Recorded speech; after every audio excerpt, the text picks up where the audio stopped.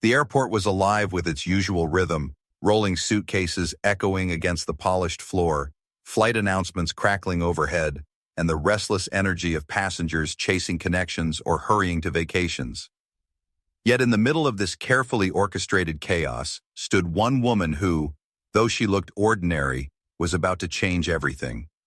Her name was Naomi Bennett, and though the staff saw only her dark skin, simple clothes, and quiet presence, she carried the power to make or break the future of an airline valued at billions. Naomi had dressed deliberately that morning in a plain navy sweater, jeans, and sneakers. Her hair was pulled back in a no-nonsense bun, and she carried a canvas tote bag with no brand name or designer mark. Nothing about her screamed wealth or influence, and that was exactly her plan. Her board had asked her to conduct a reality test before signing off on a massive $4 billion expansion deal with Havenport Air. They wanted to know how the airline treated its passengers, especially those who didn't look like the stereotypical wealthy elite. Naomi accepted without hesitation. She had lived long enough, worked hard enough, and fought through enough barriers to know that prejudice reveals itself when people believe you are powerless. She approached the first-class boarding lane with calm confidence, holding her phone with the digital boarding pass displayed clearly. She had chosen a quiet morning flight, hoping the staff would reveal their true colors without the distraction of peak-hour madness. At first, no one seemed to notice her. Then the whispers began. Passengers in tailored suits glanced sideways. A woman in pearls and a red silk scarf whispered something to her husband, tilting her head toward Naomi. A young man behind her frowned, as though inconvenienced by her very presence in the priority lane. Naomi felt the famine. Liar's sting of being measured, dismissed, and doubted before a single word had left her mouth. Still, she stood tall, shoulders squared, waiting for her turn. The gate agent looked up. His name tag read Kyle Thompson, and his polished smile had just been offered warmly to the businessman ahead of Naomi. But the moment his eyes landed on her, the smile evaporated. His jaw stiffened. His gaze scanned her clothes, her shoes, the plain bag over her shoulder. A hint of suspicion crept into his expression, so subtle that only someone who had lived through it countless times could recognize it. "This is the line for first class and business passengers," Kyle said in a tone dipped with condescension. Naomi's face remained neutral. "I know," she replied evenly, holding her phone steady so he could see the ticket. Kyle didn't bother scanning it. Instead, he gave it a quick glance, then turned his head and whispered to a colleague nearby. Within seconds, 2 uniformed security officers appeared, tall and intimidating in dark blue. Naomi's stomach tightened, not from fear, but from disappointment. "Ma'am, step aside," one of the officers ordered. His voice carried the finality usually reserved for suspects, not paying customers. Naomi's lips parted slightly, her eyes questioning. "Did I do something wrong?" she asked, her voice calm but edged with quiet strength. "Just follow our instructions," the officer said, unmoved. The people behind her muttered, some irritated, others curious. Naomi caught a glimpse of Kyle crossing his arms with an air of smug satisfaction, as if he had single-handedly protected the sanctity of the first-class line. In that moment, Naomi could have revealed the truth. She could have pulled out her credentials, stated her position as the CEO of Genesis Holdings, and watched their faces shift from contempt to horror. But she didn't. Not yet. Her sigh was intentional. She wanted to see just how deep the prejudice would go. The officers guided her to the side, checking her ID and ticket as though expecting to uncover forgery. Naomi breathed deeply, keeping her composure. Years of facing barriers in boardrooms had taught her the power of calm dignity in the face of disrespect. Finally, one officer scanned the QR code on her phone. The machine beeped in confirmation. First class. Priority boarding.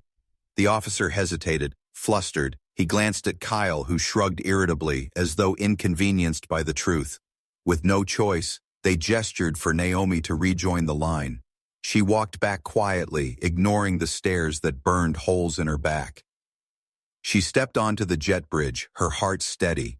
This was only the beginning. Inside the aircraft, the test would continue. Every gesture, every glance, every tone of voice would reveal what Havenport truly thought of passengers who didn't look the part.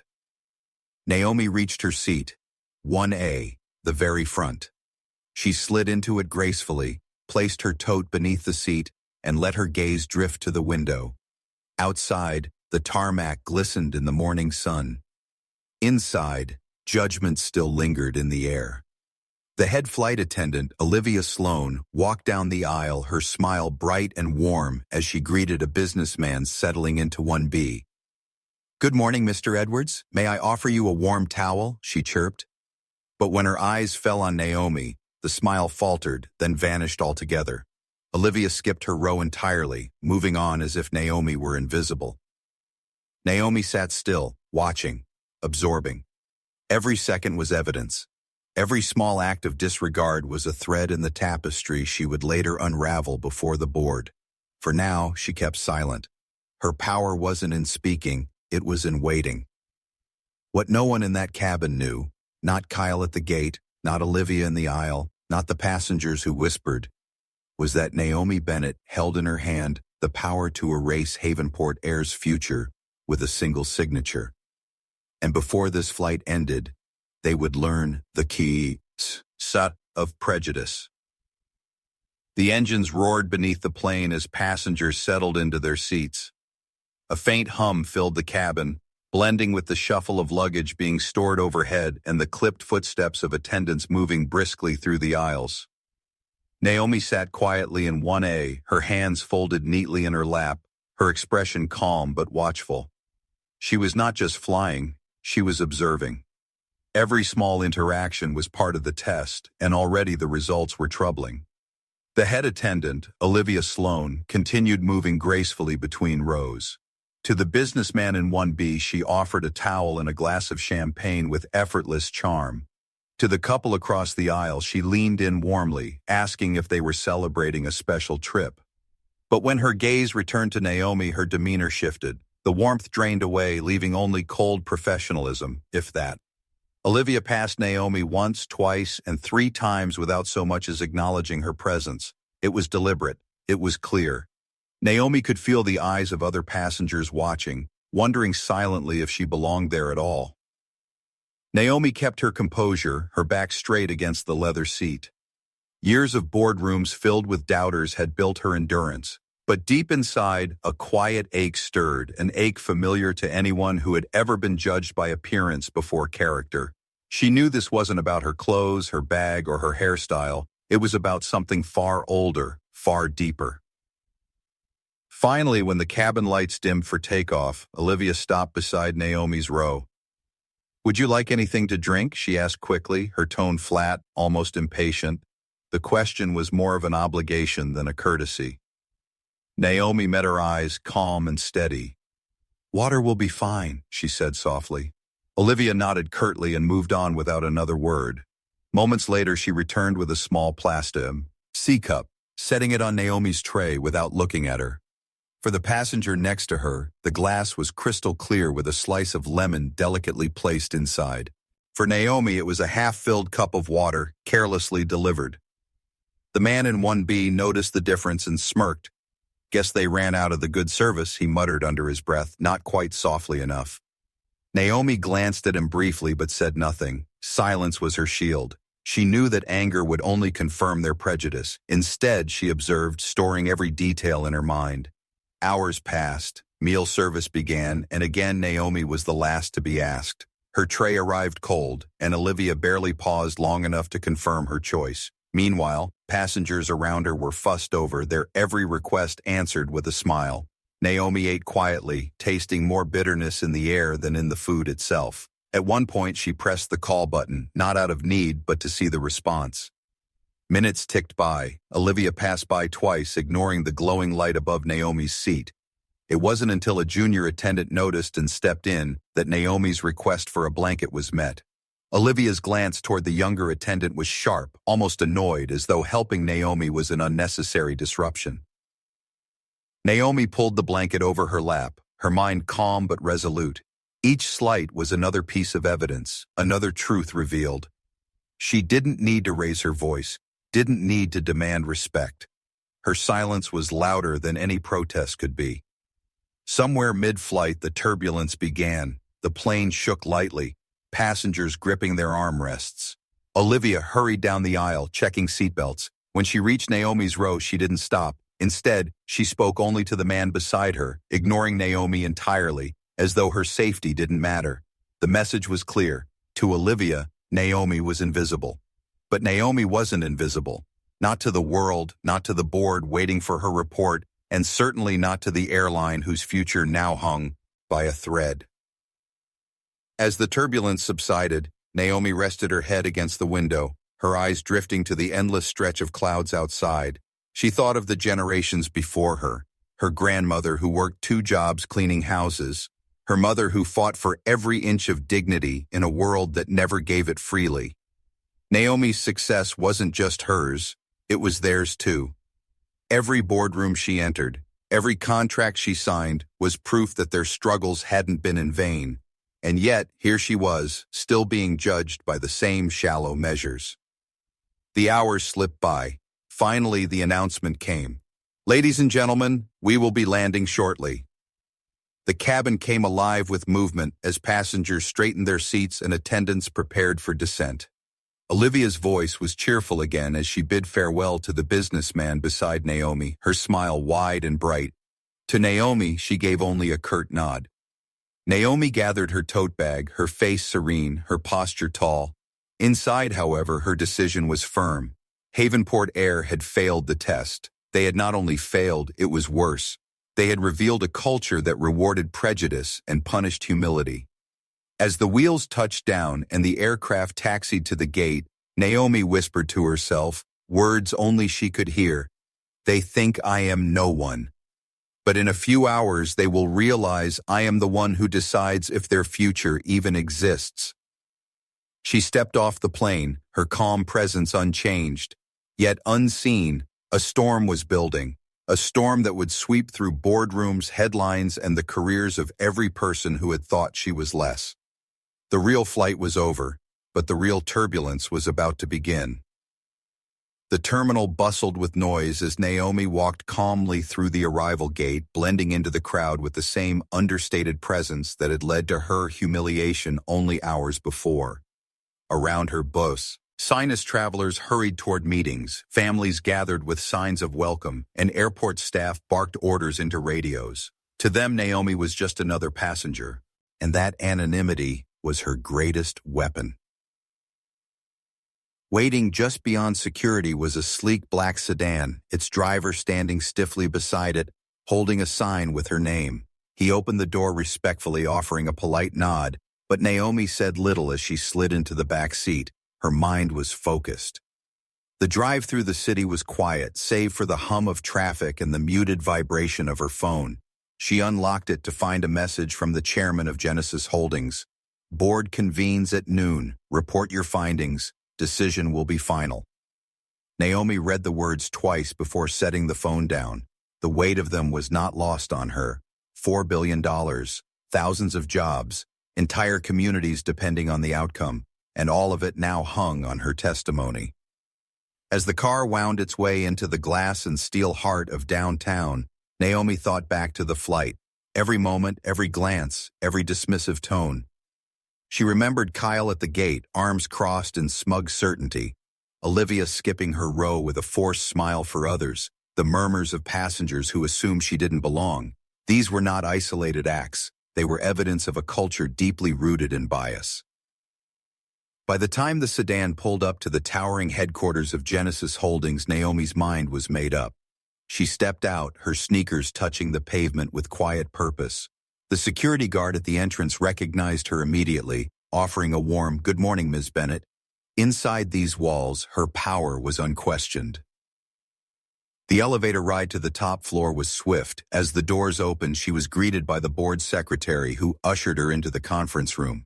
The long mahogany table gleamed under the recessed lights, surrounded by men and women in tailored suits. At the head sat Chairman Robert Gaines, his expression stern but expectant. "Naomi," he said, his voice carrying the authority of decades in finance. "We've been waiting. Please tell us."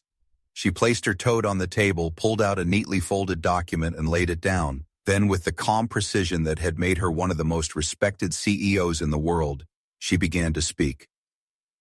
I boarded Havenport Air's Flight 732 this morning in first class. I presented a valid ticket.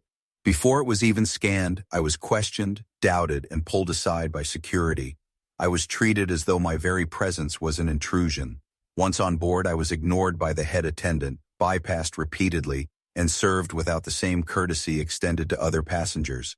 Even my safety during turbulence was disregarded. A hush fell over the room. Every board member leaned forward, their faces tightening. Naomi continued, I did not dress in designer clothes. I did not announce who I was. I wanted to see how they treat those they believe to be insignificant.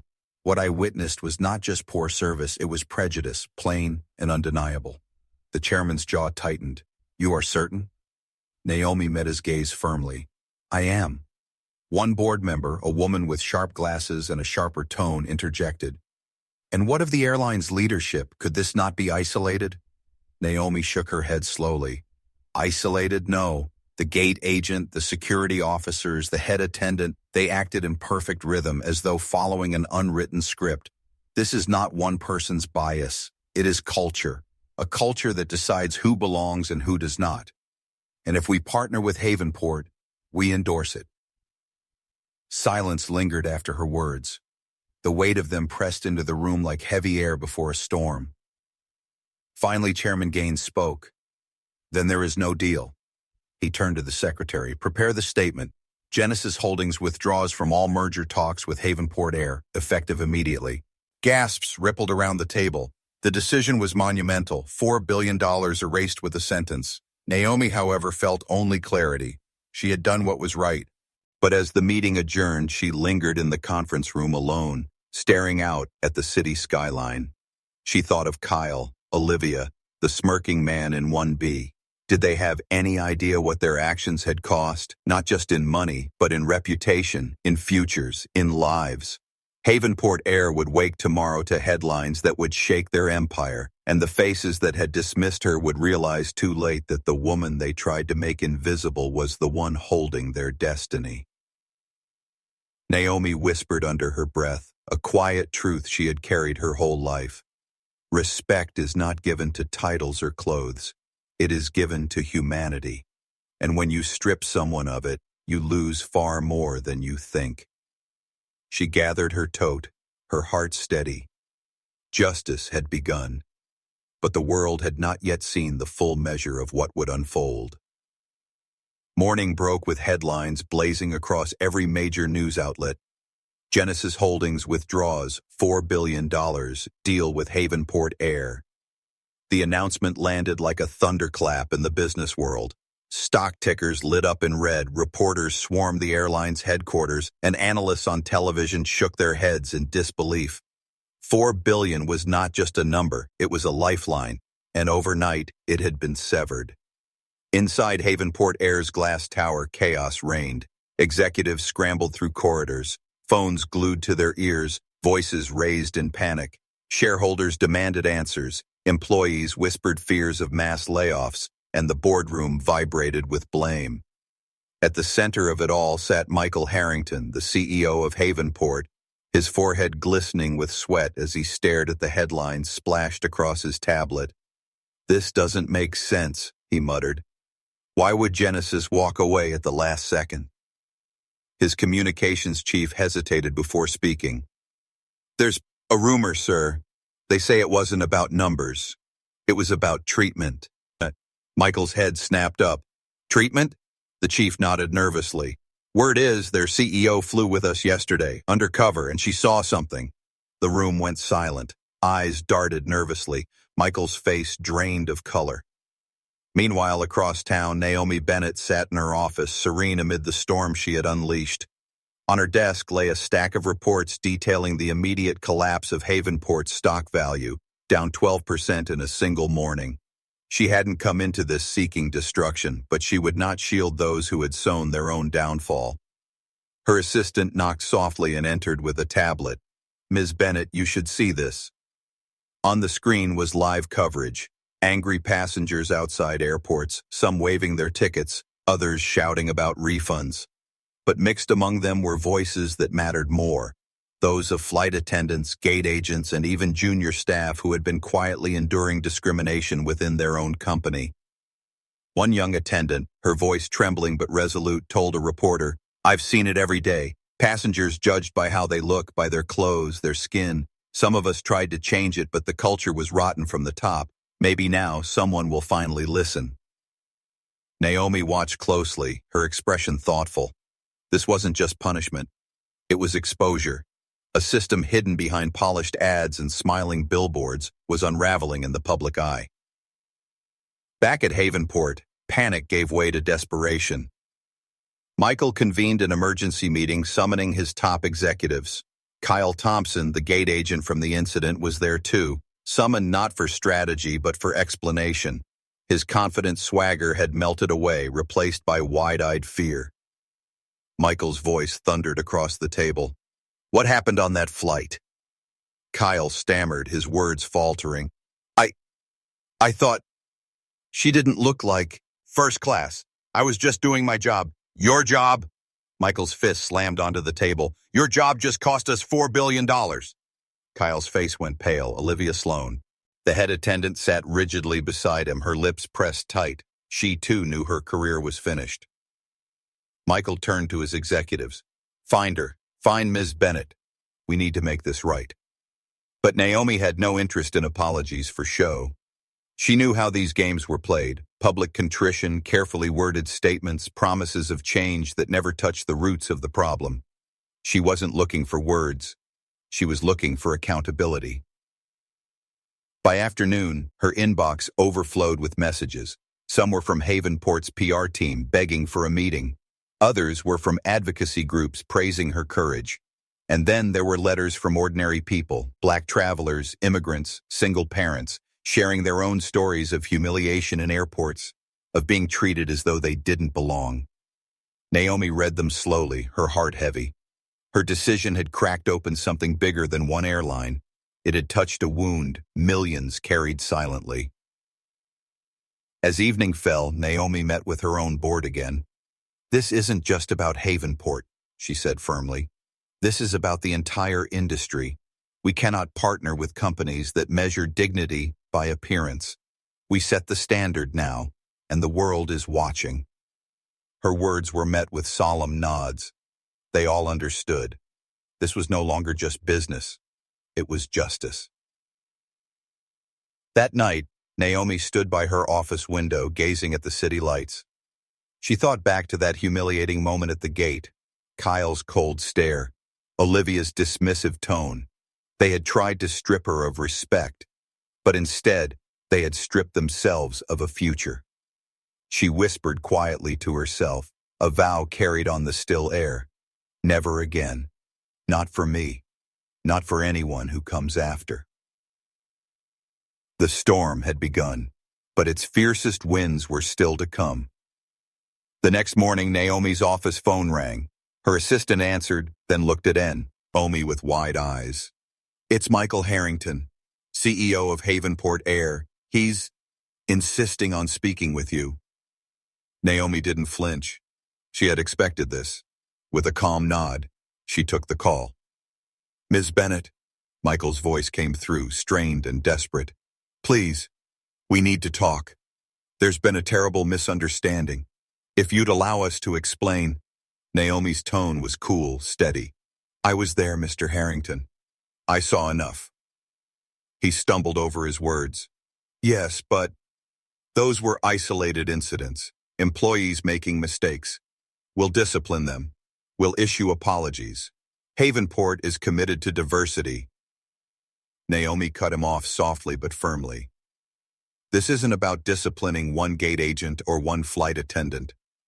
It's about culture. A culture that allowed them to see me as less, without hesitation. That is not an accident. That is training, reinforced by silence." The line went quiet for a moment. Naomi could almost hear him sweating. Then he tried again, his voice more pleading now. "We can fix this. Let us meet, please." Naomi thought carefully.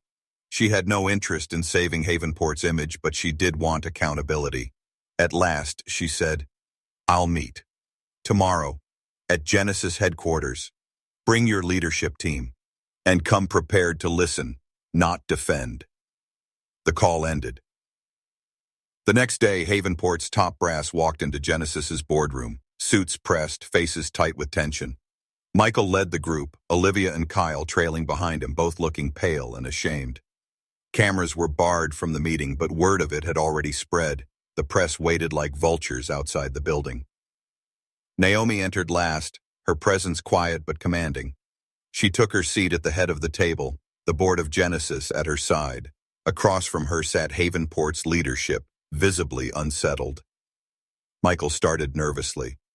Ms. Bennett, on behalf of Havenport Air, I want to sincerely apologize. The treatment you experienced does not reflect our values. Naomi raised a hand, stopping him mid-sentence.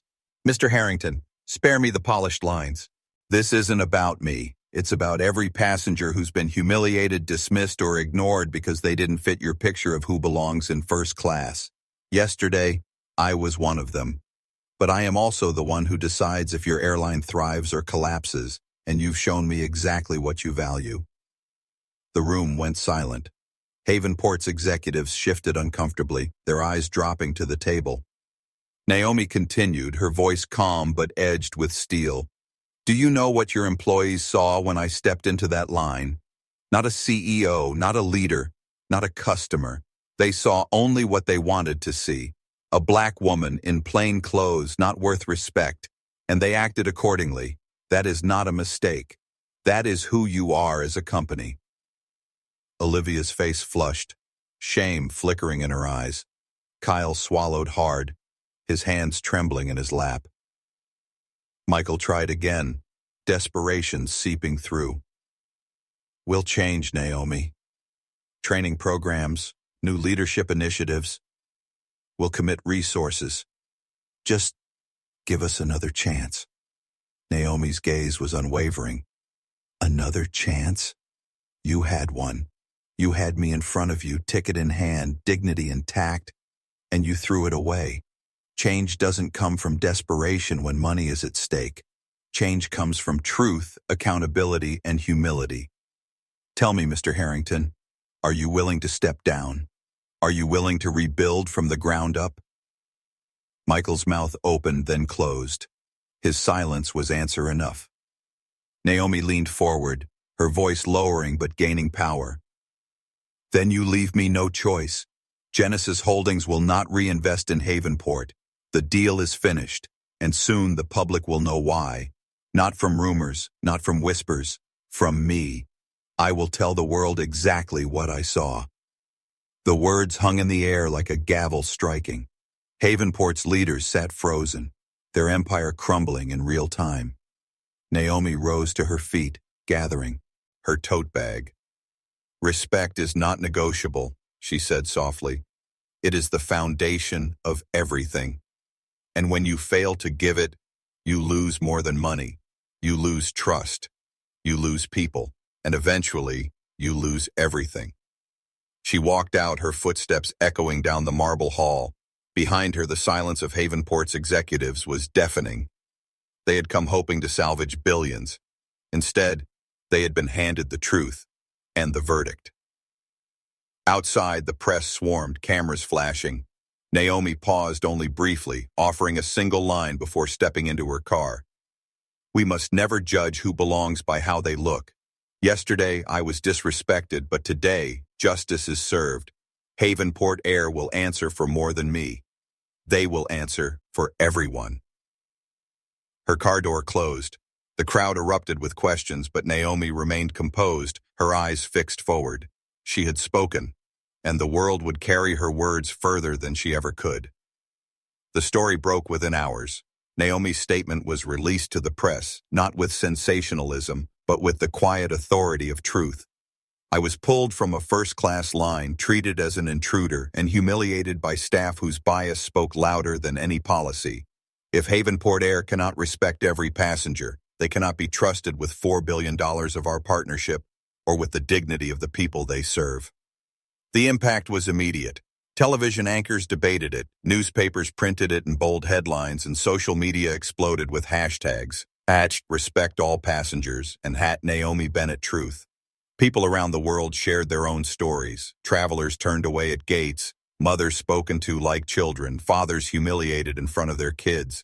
Naomi's experience had struck a nerve, opening a floodgate of collective memory and pain. By noon, Havenport Air's stock had plunged 20%. Investors fled, partnerships, IPs dissolved. Lawsuits from former employees began piling up, each citing patterns of discrimination that had long been silenced. What Naomi had witnessed in a single flight was not an exception, it was the rule, and now the world knew it.